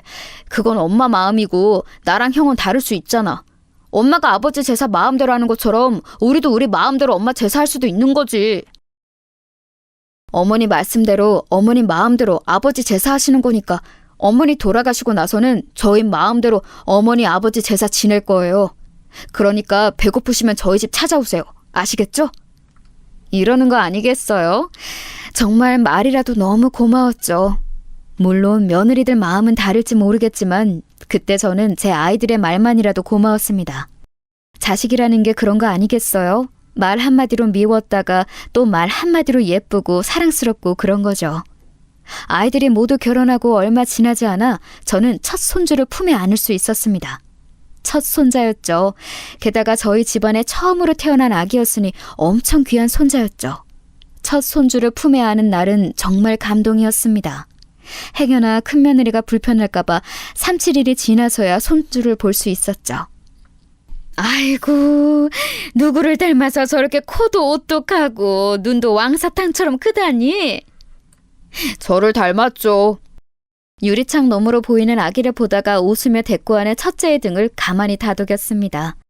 고등학생 때 아버지가 없다는 게 이상한 소문으로 와전되어서 고생하던 아이가 이렇게 커서 한 가정의 가장이 되고 한 아이의 아빠가 됐다는 사실에 주책맞게 눈물이 나더군요. 어머니 우세요? 깜짝 놀라 물어보는 아들에게 아무것도 아니라며 옷소매로 대충 눈물을 닦고 준비해간 봉투를 쥐어줬습니다. 아들은 괜찮다고 끝끝내 거부했지만 저는 며느리에게 주는 거라고 받으라고 했죠. 너한테 주는 거 아니야. 아기 낳느라 고생한 내 큰며느리한테 주는 거니까 얼른 가져다 줘. 아니 어머니 진짜 괜찮아요. 우리도 돈 있어요.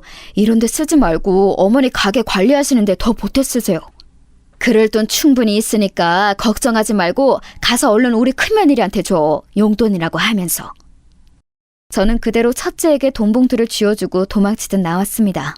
아들은 터미널까지 모셔다 드리겠다고 말했지만 저는 얼른 건물에서 나와 택시를 잡아탔습니다. 택시를 타고 터미널로 가는 길에 큰며느리에게 전화가 오더군요. 어머니, 남편 통해서 용돈 잘 받았어요. 이렇게 큰 돈을 주셔서 너무 감사드려요. 아니다. 우리 큰며느리가 그렇게 고생했는데 돈이야 얼마든지 줄 수 있지. 아범 몰래 용돈 필요하면 연락하고, 알겠니? 네, 어머님. 정말 감사해요. 정확히 2년 뒤 작은 며느리가 손녀를 낳을 때도 저는 큰 며느리와 차별하지 않고 똑같이 돈을 줬습니다. 워낙 쟁쟁한 사돈댁이라서 제가 준 돈이 커 보이지 않을 수 있지만 그게 제 최선이라고 생각해서였죠. 어느 날 첫째가 밤늦게 저를 찾아왔습니다. 반갑게 아들을 반기다가 한껏 굳어있는 얼굴에 큰일이라도 있나 싶어 얼른 집에 데리고 들어와 앉히고는 배불리 밥을 먹였습니다. 밥을 다 먹은 큰아들 앞에 마주보고 앉아 물었습니다. 왜 그래? 무슨 일이 있어? 아, 왜 그렇게 표정이 안 좋아? 어머니, 진짜 너무 죄송해요. 아들 말로는 며느리가 그동안 모은 돈으로 이상한 회사 주식을 대량으로 구매했다고 하더군요. 사돈댁에 돈까지 모두 끌어다 쓰고 거기에 더해서 사채까지 받았다고 했습니다. 아들이 일이 바빠 한동안 집에도 못 들어가고 겨우 쉬는 날이 생겨 집에서 쉬고 있었는데 이상한 남자들이 집 주변을 어슬렁거리더랍니다. 무슨 일인가 싶어 물어봤더니 며느리가 돈을 빌린 사채업자들이었다고 하더군요. 이혼을 하더라도 급한 불부터 끄는 게 우선일 것 같아요. 지금 살고 있는 집을 담보로 대출을 받아 사채부터 갚고 이혼은 그 후에 생각하려고 해요. 진짜 너무 부끄럽고 창피해요. 어머니께는 잘 사는 모습 보여드리고 싶었는데 이 나이 먹고 장사하시면서 고생스럽게 돈 버는 어머님께 돈 이야기를 하다니. 그게 뭐가 부끄럽고 창피해. 힘들면 기대라고 가족이 있는 건데. 그리고 그 집 대출 받을 필요 없다. 사채는 내가 갚아주마. 그러니 가정도 있는 남자가 그렇게 고개 숙이고 다니는 거 아니다. 가장이 어깨에 힘을 주고 버텨야지. 이런 일 때문에 무너지면 가정도 무너지는 거야. 그렇게 말하면서 저는 혹시 몰라 아이들을 위해 틈틈이 모아놔도 통장을 쥐어주며 말했습니다. 더 필요하면 말해라. 괜히 이런 걸로 기죽지 말고. 큰 며느리랑 살지 안 살지는 너의 마음이지만 그래도 지우를 생각해서라도 이번 건 마음에 묻고 살아봐. 알겠니?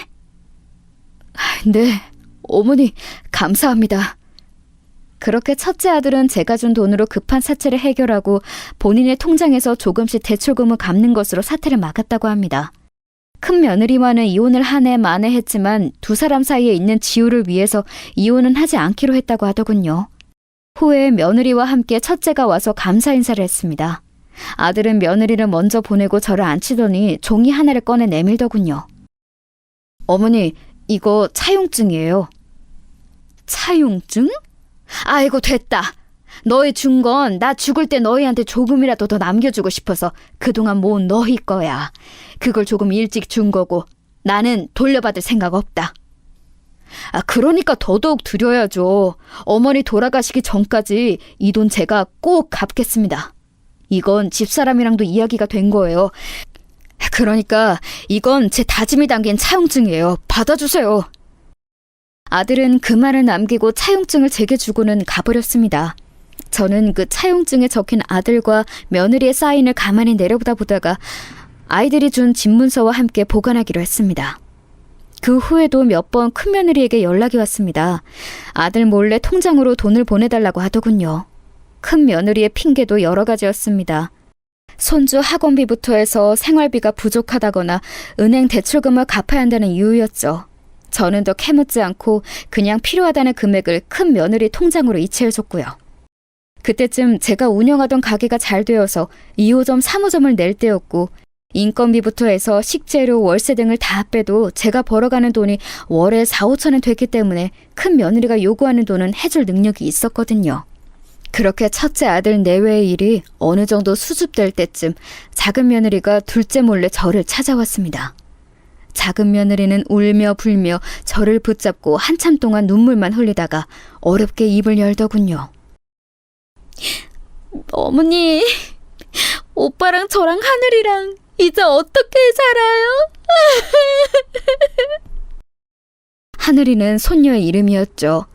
둘째나 며느리는 그렇다 치고 손녀 이름까지 나오자 무슨 일인가 싶어 다급히 물어봤습니다. 들어보니 아들과 함께 병원을 운영하던 사돈댁이 최근 2달 사이에 병원을 주상복합 아파트로 확장 이전을 했는데 이전한 곳이 경매로 넘어갈 위기라고 하더군요. 건물주가 어떤 사람과 법적 분쟁이 있었는데 법원에서 돈을 지급하라는 명령이 떨어졌고 건물주가 그 명령을 이행하지 않자 건물주의 부동산에 압류를 걸었다고 하더군요. 그 부동산 중에 하나가 병원이 들어간 주상복합 상가 2층이고요. 어머니, 저희 진짜 어떻게 해요? 우는 둘째 며느리를 달래서 돌려보내고 저는 지갑에서 김 변호사 명함을 찾기 시작했습니다. 김 변호사는 제가 처음 가게를 시작할 때부터 지금까지 일주일에 5일은 와서 점심을 먹는 단골 손님이었습니다. 제 음식 솜씨가 돌아가신 어머니와 같다고 말하는 아들과 비슷한 나이 또래의 김 변호사가 안쓰러워 메뉴에도 없는 음식도 이것저것 해주고는 했거든요. 그런 저에게 자기 때문에 괜히 고생하신다고 혹시 뭔가 도움이 필요하시면 연락달라고 준 명함이 생각났거든요. 명함을 찾은 저는 바로 김 변호사에게 전화를 했습니다. 김 변호사? 바빠요? 네, 사장님. 어쩐 일이세요? 내가 뭐 하나 물어볼 게 있는데. 저는 김 변호사에게 둘째 며느리가 해줬던 이야기를 했습니다. 김 변호사는 한참을 생각을 하다 저에게 말을 해주기 시작했습니다. 그러니까 정리를 하자면 건물주라는 사람이 법적으로 지급해야 하는 돈이 있는데 그걸 지급하지 않아서 상대방의 부동산 압류를 신청한 거네요. 아마 경매로 넘어갈 거예요. 부동산이 처리되면 채권자가 돈을 받고 남은 돈이 전세금으로 지급되는 걸 거고요. 그게 얼마가 될지는 경매 낙찰 금액에 따라 달라지고요. 제일 좋은 방법은 손해를 보더라도 병원 측에서 매매를 하는 거예요. 주상복합이니까 건물이 통째로 나왔다고 하더라도 사용하고 있는 호실만 구매할 수 있어요. 사장님 말씀 듣기에는 대형 병원은 아닌 것 같고 최근에 확장 이전을 해서 또 병원을 옮기는 건 병원 입장에서는 손해예요. 차라리 돈을 더 쓰더라도 경매를 통해서 그 호실을 낙찰받고 마음 편하게 병원 하는 게 좋을 것 같아요. 이해했어요. 이렇게 불쑥 전화했는데 자세히 이야기해줘서 고마워요. 김 변호사, 내가 또 연락할게요. 전화를 끊은 저는 돈을 마련하기 시작했습니다. 병원이 경매를 통해서 다른 사람한테 넘어가면 둘째가 일하는 것도 불안해지니까 마음이 급해지더군요. 둘째에게 주기 위해 모아놨던 돈과 본점 건물을 담보로 대출을 받았습니다. 그러는 사이 첫 경매가 시작됐더군요. 만약 이 경매에서 다른 사람에게 병원에 있는 호실이 낙찰이 되면 저는 마련한 돈을 그냥 둘째에게 주고 병원을 독립하는 건 어떠냐고 물어볼 생각이었습니다. 경매가 치러진 다음 날 찾아보니 다행히 낙찰받은 사람이 없더군요. 아무래도 지방에 있는 건물이라 매매를 하려는 사람이 없는 것 같았습니다. 한 달 후에 20% 정도 낮아진 가격으로 두 번째 경매가 시작한다고 하더군요. 차라리 잘 됐다는 생각을 하며 저는 어서 시간이 지나길 기다렸습니다. 시간이 흘러 2차 경매가 시작하는 날, 저는 김 변호사와 함께 노트북 앞에 앉았습니다. 혼자 경매를 하겠다는 제가 걱정된 김 변호사는 자기 점심시간까지 양보하고 저를 도와주었습니다. 저도 잘은 모르지만 경매 관련해서 일하는 친구한테 물어봤어요. 제가 옆에서 도와드릴게요. 고마워요, 김 변호사.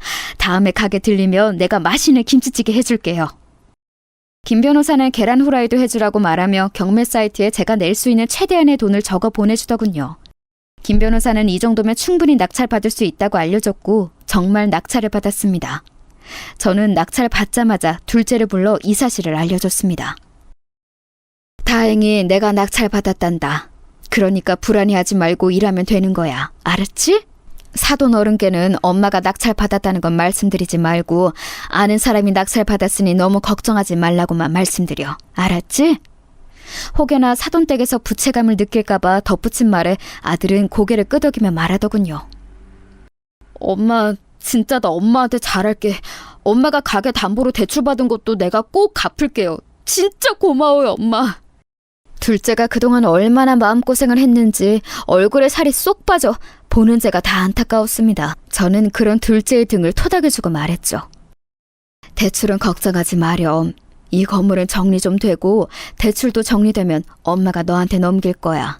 그러니까 앞으로도 아무 생각하지 말고 열심히 일하면 되는 거야. 알았지? 둘째는 끝까지 괜찮다고 안 줘도 된다고 말했지만 저는 마음속으로 꼭 아들에게 줄 생각이었습니다. 큰 사건들이 마무리가 될 즈음 제 몸이 이상하다는 느낌을 받았습니다. 몸이 무겁고 머리가 아파오더군요.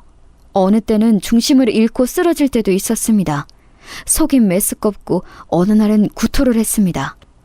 구토를 한 날 저는 바로 둘째에게 전화를 했고 둘째는 저를 큰 병원에 데리고 가 입원을 시켰습니다. 병원에 입원해 많은 검사를 받는 동안 첫째도 왔습니다. 둘 다 땀을 뻘뻘 흘리며 조급해하는 게 정말 큰 병이라도 걸렸나 싶었는데 다행히 큰 병은 아니더군요. 이석증입니다. 이석증이요? 예, 수술은 안 하셔도 됩니다. 물리치료를 받으면 많이 호전됩니다. 혹시나 움직이던 중에 어지럽거나 하시면 바로 등을 기대고 앉으시거나 누울 수 있다면 눕는 게 제일 좋습니다. 아시겠죠? 의사의 말에 저는 할 말을 잃었습니다. 그렇게 되면 가게 일도 이제 제대로 못한다는 것이었으니까요. 의사의 말을 들은 아이들은 불안하니 가게는 이제 그만뒀으면 좋겠다고 하더군요. 게다가 다시 돌아오라는 말도 했고요. 자신들이 모시겠다고 하면서 말이죠. 저는 아이들의 설득에 결국 알겠다고 하고 퇴원을 했습니다. 아이들이 얼마나 불안해했는지 바쁜 와중에도 저를 데려다 주겠다고 했지만 저는 괜찮다고 계속 거절하며 버스를 타고 내려갔습니다. 집으로 돌아온 저는 가게를 천천히 정리하기 시작했습니다. 본점과 2, 3호점을 그대로 하고 싶다는 직원들이 있어서 권리금을 받고 레시피와 가게를 그대로 넘겨줬습니다. 그 사이사이 머리가 어지럽고 속이 울렁거리기도 했었지만 제 사정을 알고 있던 직원들이 대처를 잘해줘서 예상보다 빠르게 가게를 넘길 수 있게 되었습니다. 마지막으로 가게를 넘기고 받은 권리금으로 가게를 담보로 잡았던 대출을 갚았죠. 대출 갚고 남은 돈으로 병원 근처에 있는 원룸을 전세로 잡아 짐을 보냈습니다. 물론 그러는 동안에도 큰 며느리에게 생활비가 없다며 생활비를 빌려달라는 연락이 왔습니다. 가게를 넘긴 그날도 큰 며느리가 말한 돈을 보내주면서 전화를 했습니다.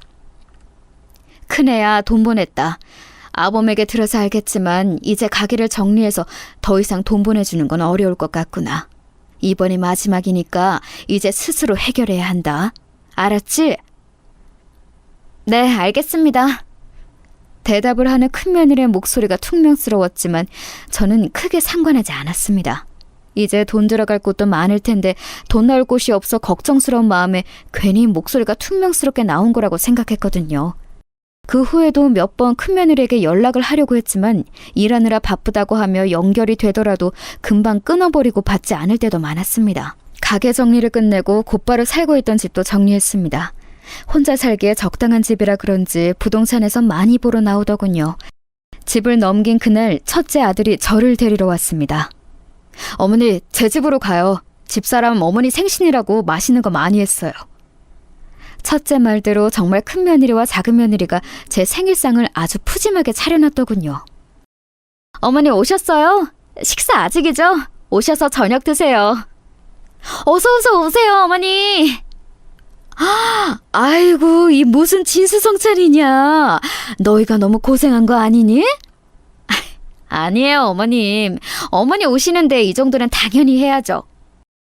맞아요, 어머님. 게다가 오늘은 어머니 생신이신데 이 정도는 해야 어디 가서 자랑도 하시고 그러시죠.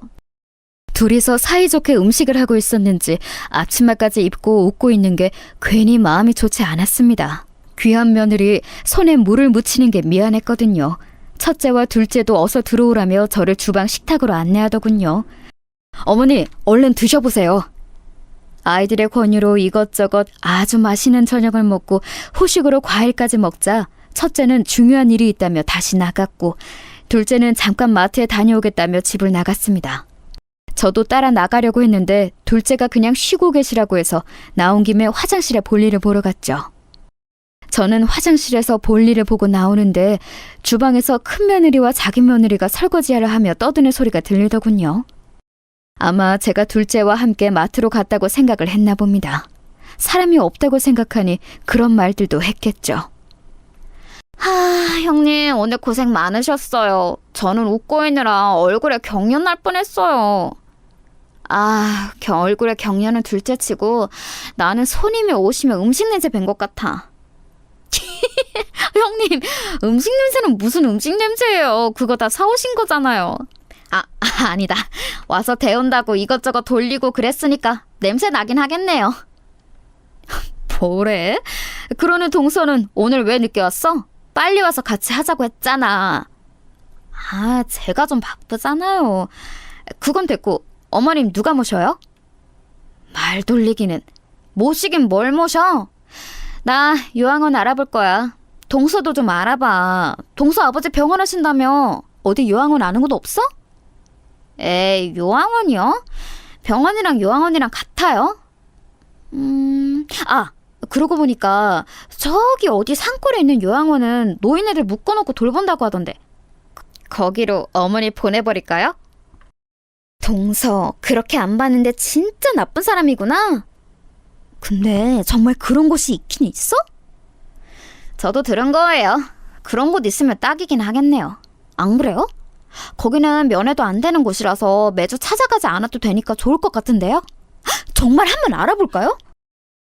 거기 아니더라도 면회 안 되는 곳으로 한번 알아봐. 내 남편이나 서방님이나 효자들이라서 면회 가능한 곳이면 매주 가자고 할걸? 돈 없는 노인네 모시는 게 무슨 재미가 있다고. 하여튼 효놈들, 지들 엄마면 지들이 모셔야지 왜 와이프들을 괴롭힐까요? 저 그럼 진짜 요양원 알아봐요. 저희 남편이랑 아주버님 설득은 형님이 하셔야 해요. 아무리 설거지 중이라고 해도 조용한 집안이고 자기들끼리 웃고 떠드느라 그런지 잘 들리더군요. 여러분, 어쩜 사람이라는 것들이 저런 생각을 할 수 있을까요? 내가 얼마나 좋은 시어머니가 되려고 노력했는데 이런 취급이라니 하늘이 무너지는 것 같았습니다. 당장이라도 가서 저 두 년의 머리카락을 쥐고 흔들고 싶었지만 꾹 눌러 참았습니다. 끓어오르는 분노를 눌러 참으며 어떻게 해야 할지 머리를 굴렸습니다. 엄마? 여기서 뭐 하셔요? 때마침 둘째가 마트에 다녀온 둘째 아들이 들어오며 제가 물어보더군요. 저는 일단 며느리들의 대화는 못 들은 척하며 방금 화장실에 나온 사람처럼 태연하게 거실로 나왔습니다. 저와 둘째의 목소리가 들리자 당연히 며느리들도 대화를 멈췄고요. 저는 둘째 아들이 주는 주스를 다 마시고 식탁에 내려놓으며 제가 들고 온 가방과 겉옷을 찾았습니다. 사실 첫째 아들의 권유로 한 일주일 정도는 여기서 지내다가 구원집으로 갈 생각이었는데 저 소리를 들으니 도저히 여기서는 지낼 수가 없겠더라고요. 큰애랑 작은애랑 오늘 고생 많았다. 나는 이제 그만 일어나 보련다. 아니 어머님 어딜 가신다고 그러세요? 큰며느리가 한껏 당황해서 물어보더군요. 저는 그 물음에 태연하게 대답했습니다. 설마 내가 너희들에게 신세를 지겠니? 병원 가까운 곳으로 집 알아봤다. 거기 들어가기로 이야기 끝났고 이미 짐도 그쪽으로 보냈으니까 나올 필요 없다. 저는 그 말을 끝으로 가방을 챙겨 첫째 집을 나왔습니다. 둘째가 데려다 드리겠다고 따라 나왔지만 저는 그런 둘째를 돌려보내고 혼자 택시를 타고 전셋집으로 들어갔습니다. 깔끔하게 정리된 집을 보다가 저는 요양원에 집어넣으려고 자기들끼리 웃고 떠들던 고약한 며느리들을 어떻게 골탕 먹을까 하다가 첫째와 둘째에게 집 주소와 함께 내일 저녁 일 끝나고 집으로 오라는 문자를 보냈습니다. 우선 아이들도 같은 생각이었던 건지 궁금했거든요. 아니야, 엄마 우리는 아니야. 형은 몰라도 나는 절대 아니야. 우리 엄마가 그동안 얼마나 고생을 했는지 아는데 설마 내가 그런 곳에 보내겠어? 저도 아니에요, 어머니. 그럴 거였으면 왜 여기까지 오시겠겠어요? 아픈 어머니를 그런 곳에 모실 리가 없잖아요. 너희들도 같이 그런 생각을 한 게 아니라면 됐다. 나 너무 억울하고 서러워서 그 고얀 것들한테 복수를 해야겠어. 저는 첫째와 둘째에게 그렇게 말하고는 김 변호사에게 연락을 해서 제가 들은 내용들을 모두 말했고 지금 집 명의가 제 것인 것과 첫째 며느리에게 돈을 입금했던 내역들도 이야기했죠. 김 변호사는 제 명의로 된 집에 살고 있으니 언제든지 퇴거 명령을 내려도 되고 병원이 있는 곳도 제 명의로 되어 있으니 퇴실시켜도 된다고 하더군요. 제가 그대로 병원 운영을 할 수 있도록 해서 할 수 있는 거지 새로운 소유권을 가진 사람이니까 빼라고 하면 빼야 한다고 하더군요.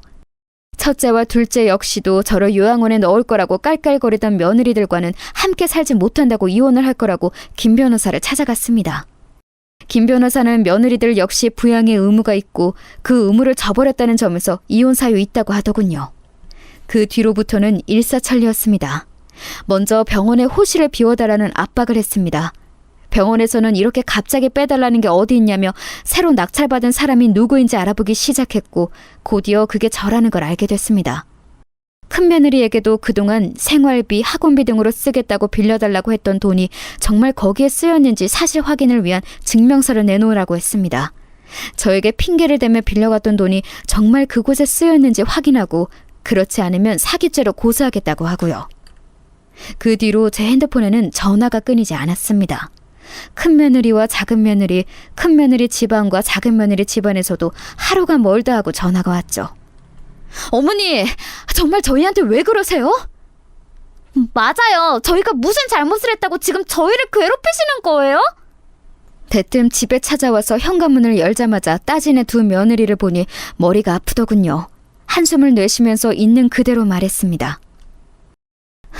그러는 너희는 내가 무슨 잘못을 했다고 나를 요양원에 보낼 생각이었니? 어떻게... 아니 어머니... 그건 장난으로 농담으로 웃고 떠들려고 한 말이었죠. 됐다. 설마 내가 너희한테 나 모시라고 하겠니? 돈 없는 늙은이 모실 필요 없다. 이제부터 내가 번 돈으로 살 거니까 첫째 너는 내가 준 돈 모두 뱉어내라. 어머니 죄송해요. 제가 잘못했어요. 어머니 손주를 봐서라도 용서해 주세요. 정말 그냥 장난으로 한 말이었어요. 아니, 이미 난 마음 굳혔다. 큰애 네가 돈을 어디에 어떻게 썼는지는 모르겠지만 변호사한테 물어보니까 쓰겠다고 하는 용도 외에 쓰게 되면 그거 가지고 재판을 할 수 있다고 하더구나. 나는 그 돈 꼭 받아서 돈 없는 노인네 말고 돈 많은 노인네 할 거다. 그리고 작은애, 너도 똑같아. 사돈에게 병원 빼라고 전해라. 어머니, 아무리 그래도 저희 아빠 병원인데 그렇게 마음대로 빼라고 하시는 게 어디 있어요? 너야말로 너희 마음대로 나를 요양원에 보내려고 했잖니? 나는 그러면 안 된다는 법 있냐? 그리고 그 병원에 있는 자리에 내가 그동안 피와 땀을 흘려 번 돈으로 산 정당한 내 공간이다. 거기에 내가 병원을 넣든 뭘 넣든 내 마음 아니니? 짧은 기간이지만 내가 좋은 마음으로 사돈병원 가만히 뒀지만 내가 너희들한테 그런 취급당하는데 왜 내가 마음을 곱게 써야 하니? 됐다. 나는 이제 너희를 내 며느리 취급 안 할 거니까 썩 내 집에서 나가. 어머니! 저는 그 말을 하고 현관문을 닫아버렸습니다. 밖에서 며느리들이 시끄럽게 저를 불렀지만 그대로 뒀습니다. 지금 후회해봤자 이미 엎질러진 물인데 다시 담을 수 있겠어요? 괜히 좋은 마음으로 며느리들한테 잘한 거였는데 그 마음이 배신당하니 서글프기만 하더군요. 아무튼 저는 모든 권한을 김 변호사에게 넘기고 병원에 다니며 치료에 전념했습니다. 확인 결과 정말 큰 며느님께서 사장님이 주신 돈을 다른 곳에 사용했다고 하더군요. 그렇게 주식으로 돈이란 돈을 다 없애버리고 다시 주식을 시작하다니.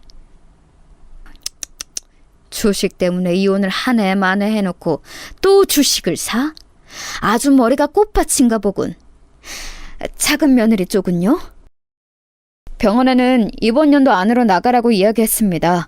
그쪽에서 어떻게 나올지는 알아봐야 할 것 같습니다. 그래도 계속 우길 수는 없을 거예요. 사장님 말씀대로 병원에서 나간다고 하면 어느 정도 이사 비용은 드리는 걸로 할게요. 그래, 김 변호사. 고생했어요. 앞으로도 조금만 더 고생해줘요. 첫째와 둘째는 그 둘과 이혼한다고 김 변호사를 찾아갔다고 하더군요.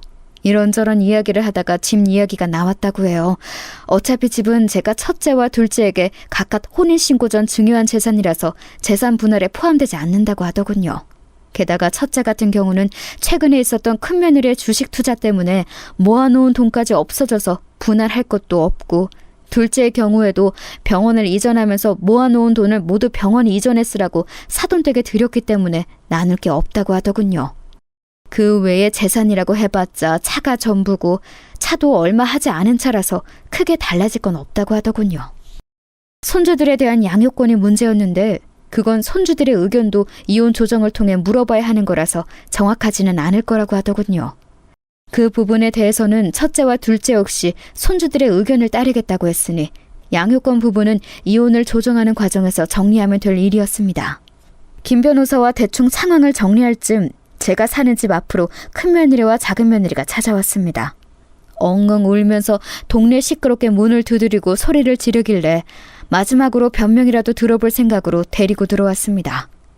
며느리들은 집 안으로 들어오라고 하고 신발장에 신발을 벗고는 제 다리를 붙잡고 엉엉 울며 빌더군요. 어머니, 진짜 죄송해요. 어머니께서 더 이상 돈도 못 준다고 하시는데 그게 너무 짜증이 나서 그런 못된 생각을 했어요. 근데 그거 진짜로 어머니를 요양원에 보내려고 그런 게 아니라 장난으로 한 말이었어요. 저는 요양원 찾아보지도 않았어요. 저는 장난으로 꺼낸 말인데 통수가 진짜 찾아본다고 한 거예요. 아니 형님, 그게 무슨 소리예요? 형님이 먼저 말 꺼냈잖아요. 그동안 어머니 돈 다 쓰면서 이제 와 돈 없다고 요양원 이야기 먼저 꺼낸 사람도 형님이잖아요. 어머님, 요양원 이야기 먼저 꺼낸 거 형님이에요. 저는 그냥 맞장구 친 거예요. 어머님께서 형님 도와주신다고 돈 많이 빌려주셨으면서 저희 아버지 병원 힘들다고 하는데도 안 도와주셔서 제가 괜히 못된 생각이 들어서 그런 거예요. 정말 죄송해요. 제발 용서해주세요. 아니 듣자 하니까 이게 배추면 다 말인 줄 알아? 이러면서 제 앞에서 서로 머리카락을 잡고 쥐고 흔들면서 난리를 치더군요. 저는 그 모습을 보다가 콧방귀를 뀌고는 말했습니다. 너희들이 뭐라고 하든 나는 아무것도 멈춰줄 생각 없다. 이혼 문제도 너희 부부들 문제지 나와는 관계없어. 내가 그날 너희들 대화 소리를 안 들었으면 난 지금도 우리 며느리들이 최고라고 생각하고 있었을 거다. 하지만 너희들이 나를 어떻게 생각하고 있는지 알아버린 이상 더는 예전처럼 지내기는 어려울 거다. 이제와 울면서 용서해달라고 비는 게 무슨 상관이니? 엎질러진 물은 다시 담을 수 없는 법. 큰애 너는 나한테 핑계대서 가져간 돈 다시 가져올 생각하고, 작은애 너는 사돈께 병원 빼라고 해라. 이젠 내 집에서 나가! 저는 그렇게 말했고 며느리들은 제발 다시 한 번 기회를 주라고 빌었죠. 저는 시끄럽게 구는 며느리들을 끌어내기 위해 첫째와 둘째에게 연락을 했고 곧이어 아이들이 와서 며느리들을 끌어냈습니다. 그 후로도 몇 번 며느리들이 찾아왔지만 저는 문을 열어주지 않았습니다. 하도 시끄럽게 울고 문을 두드려서 경찰들을 불렀죠. 경찰들도 처음에는 무슨 일인가 싶어 물어봤는데 제가 그동안 있었던 일을 간략하게 설명해주고 아들들과 며느리들이 이혼 절차를 밟고 있다고 하자 남의 집에서 이렇게 시끄럽게 굴면 안 된다고 며느리들을 데리고 가더군요. 그날 저녁 바로 첫째 사부인과 둘째 사돈에게 전화가 오더군요. 사돈, 아무리 그래도 부부 사이에 아이도 있는데 이런 식으로 이혼을 시키면 어떻게 합니까? 제가 자식을 잘못 키워서 사돈께서 속상하신 일이 있었지만 좋은 게 좋은 거라고. 이번 한 번만 사돈께서 너그럽게 용서를 해주시면 안 될까요? 그동안 저희 애에게 빌려주신 돈은 저희 쪽에서 어떻게든 갚도록 하겠습니다. 그러니 이만 화 풀어주세요. 아니요, 저는 용서할 마음 없습니다. 처음에 큰애가 이상한 주식을 해서 사채에 손을 썼을 때도 저는 이혼 생각을 하는 첫째를 말렸습니다. 게다가 사채빚까지 갚아줬죠. 그건 첫째 부부 사이에 있던 제 손주를 위한 일이기도 했습니다. 그 뒤로도 이상함을 느꼈지만 이런저런 핑계를 대서 돈을 보내달라는 큰애에게 어떤 말도 붙이지 않고 돈을 보내줬어요. 그런데 제 호의가 그런 식으로 짓밟힌 거 저는 무시할 수 없습니다. 저는 더 할 말 없으니 이만 끊겠습니다. 첫째 사부인과 전화를 끝내자마자 둘째 사돈에게도 전화가 오더군요. 사돈, 내용은 전해 들었습니다. 아무리 그래도 병원은 거느리시면 안 되는 거 아닙니까? 저의 말 듣기로는 자기가 그냥 끌려갔다고 하더군요. 물론 자기 형님이라고 말리기보다는 동조한 건 저희 애가 크게 잘못했다고 생각합니다. 그래도 공과 사는 구분을 해주셔야 하는 거 아닙니까? 병원을 빼라고 하면 저희 병원에 있는 다른 직원들은 또 직장에 옮겨지는 건데 그 부분에 대해서라도 이해를 해주시고 공과 사는 구분을 해주세요. 사돈, 말씀이 너무하시네요. 사돈이 이런 일을 당하셨다면 저보다 더 했을 거라고 생각합니다. 아무리 자기 형님이 그랬다고 해서 말리지 못하면 동조라도 하면 안 되는 거 아니겠어요? 동조하는 것도 요양원에 찾아보겠다고 하는 모습을 제가 봤는데 마음이 풀리겠습니까? 직원들 이야기하셨죠? 걱정하지 마세요. 거기 자리 빠지면 저희 둘째가 그곳에서 개원할 겁니다. 그 직원들 그대로 저희 아들이 인수하면 되겠군요. 저희 김 변호사님이 하시는 말씀 들었을지 모르겠지만 마음 정하시면 연락 주세요. 바로 전세금과 함께 이사 비용도 이체드리겠습니다. 하루빨리 빼세요. 공사를 구분하라고 하셨죠? 제가 그동안 사돈이라서 사적인 마음으로 아무 말 없이 병원 사용하게 해드렸지만 이제 이혼하면 사돈도 아닌데 제가 왜 사적인 마음으로 잘해드리겠어요? 이제 공적인 마음으로 어서 병원 빼주셨으면 좋겠습니다. 이만 전화 끊겠습니다. 며느리들에 이어 그 부모에게까지 싫은 소리 가득한 전화를 받았지만 저는 꿋꿋이 저의 의견을 굽히지 않았습니다. 사실은 어서 이 일들을 정리하고 글을 적고 싶었지만 한 번씩 마음이 약해지는 저를 다잡고자 이렇게 글을 썼습니다. 여러분, 제가 마음이 약해져서 합의하지 않도록, 아이들의 이혼을 다시 한번 생각해보라고 하지 않도록 응원 한 번씩 부탁드려요. 글 끝까지 봐주셔서 정말 감사합니다.